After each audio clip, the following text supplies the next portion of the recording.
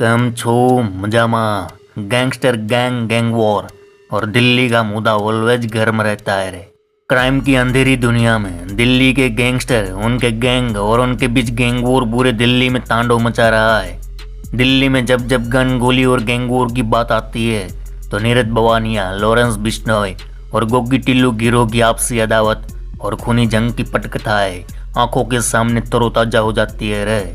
दिल्ली के बड़े बड़े क्राइम एक्सपर्ट और मैं भी जब दिल्ली अंडरवर्ल्ड पर स्टडी करता हूँ तो लगता है शायद दिल्ली में अब तक जितने भी गैंगस्टर हुए इनमें सबसे सन की सबसे खूंखार खलनायक कोई था तो वह जितेंद्र गोगी ही था, क्योंकि वह गैंगस्टर है जो इतना क्रूर था कि अपने दुश्मन पर जब भी हथियार उठाता तो कम से कम 60 से 70 गोलियां मारता और तब तक गोलियां मारता जब तक उसके मन को शांति ना मिले।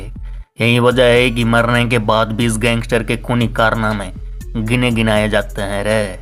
वैसे जितेंद्र गोगी तो रोहिणी कोर्ट शूटआउट में मारा जा चुका है, लेकिन आज भी उसका गैंग उसके नाम के दम पर खौफ का साम्राज्य चला रहा है।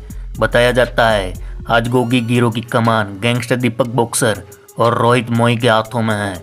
आज इसी रोहित मोई के एक भयानक कांड की बात करनी है। उस दिन सड़क पर गुजरती गाड़ियाँ और उसी सड़क पर 4 हमलावर एक शख्स पर अंधाधुंध गोलियां बरसा रहे थे। कहते हैं 1 मिनट में 40 गोलियां मारी गई थी। मरने वाला शख्स कौन था मालूम? रवि भारद्वाज, जो गैंगस्टर टिल्लू ताजपुरिया का साथी था। और टिल्लू ताजपुरिया जितेंद्र गोगी का जानी दुश्मन। और उन 4 शूटरों में से एक था रोहित मोई, जो बेबाक गोलियां बरसा रहा था। दरअसल कहानी यह है कि साल 2013 के आसपास टिल्लू और गोगी के बीच गैंग वॉर शुरू हो चुकी थी, जिसमें पहली लाश गिरी टिल्लू के दोस्त दीपक उर्फ राजू की।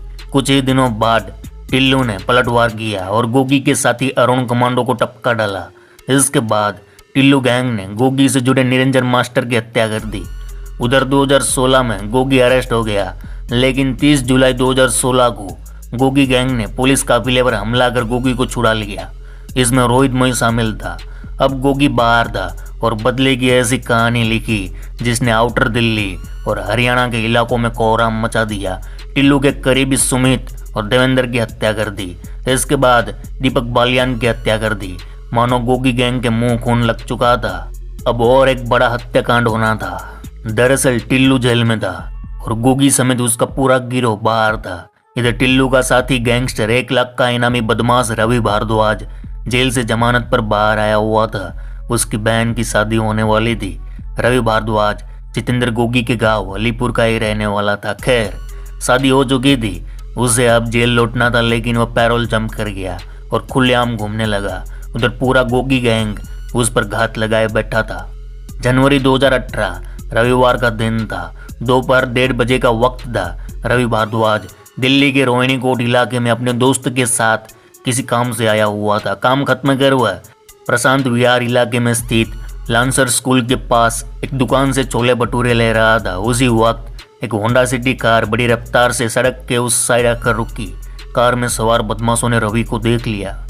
कार को देख रवि को भी भनक लग गई, कुछ तो गड़बड़ है। जैसे ही भागने गया कि कार से पूरा गोगी गैंग उतरा, जिसमें खुद जितेंद्र गोगी, कुलदीप पज्जा, रोहित मोई और एक साथी था। इन चारों हमलावरों ने रवि के भागने से पहले गोलियां बरसानी शुरू कर दी।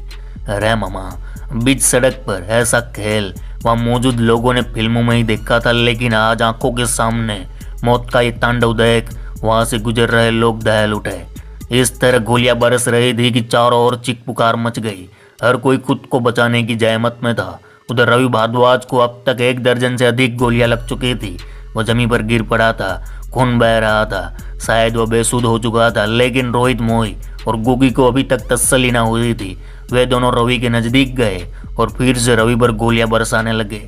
तब तक गोलियां बरसाई जब तक उनको तसल्ली न हुई। जब उन्हें लगा रवि भारद्वाज मर चुका है, तब वह लोग अपनी कार से वहां से फरार हो गए।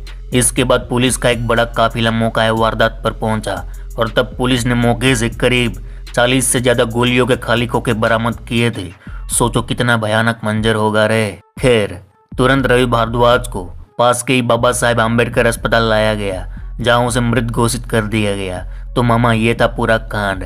यहाँ बता दो कि हमने टिल्लू और गोगी गिरोह के बीच की कई गैंग वॉर और उनके शूटरों के बारे में दर्जनों वीडियो बना रखे हैं, तो उन्हें भी जरूर देखें। लास्ट में बस यही कहेंगे भाई, अपराधी मत बनो।